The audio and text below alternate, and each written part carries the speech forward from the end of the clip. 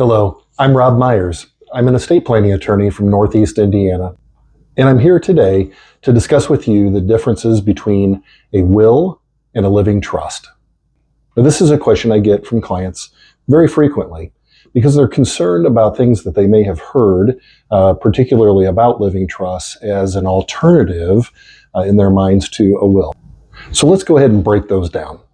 Comparing wills and trusts is a bit challenging, and it requires us to understand what these documents are. A will is a legal document that expresses your wishes for the distribution of your assets after you pass away. A will also names what's called a personal representative, otherwise known as an executor, who you place in charge of making sure that that distribution happens just the way that you want it to. A will can also name guardians for your minor children. A living trust, on the other hand, is more of a legal arrangement where you place your assets into a figurative bucket. Now, there are many different kinds of trusts, but the particular trust that we're talking about today is a living trust. And so you're placing these assets into this figurative bucket during your lifetime. Now, the idea often is that you manage what's in that bucket while you're still alive.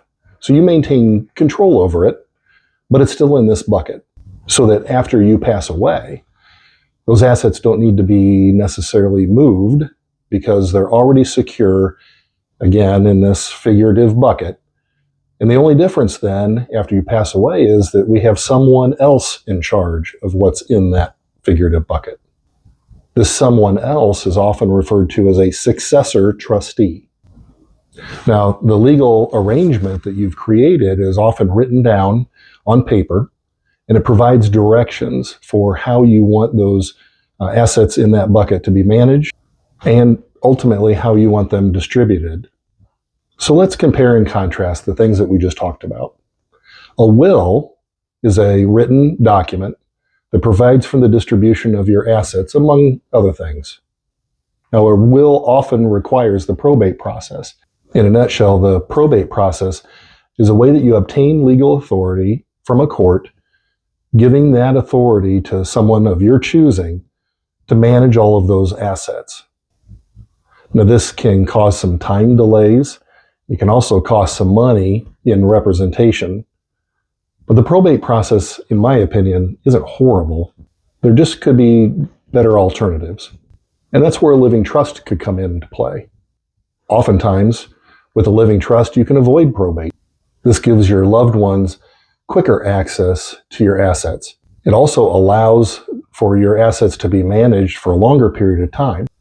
This management of assets over time can be very beneficial if you happen to have young children, and you don't want them to have full access to your assets until a certain age. Now, another way to compare these two situations, a will and a living trust, is to look at the investment that it takes to create these in the first place. Oftentimes, a simple will can be relatively reasonably priced. However, with a will, and again with that probate process, the cost is often on the back end. With a living trust, however, the cost is often on the front end. Setting up a living trust can be rather involved and fairly expensive sometimes, depending on the amount of assets and the design that you have for your living trust. However, a properly constructed living trust could avoid probate, and therefore you could save a lot of money on the back end. Another way of looking at it is whether you're willing to invest the time yourself now in order to save time and effort and frustration for your heirs.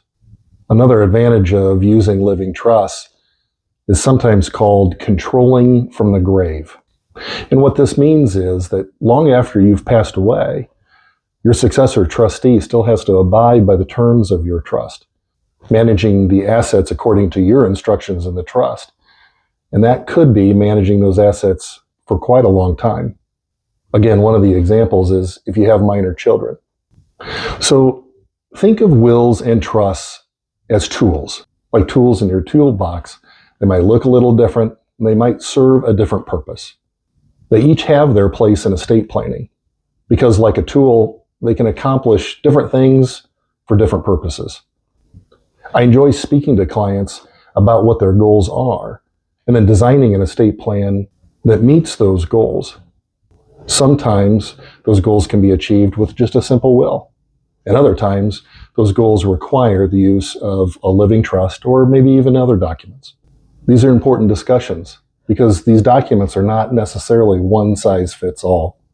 The use of these documents impacts your loved ones, sometimes for a generation or more.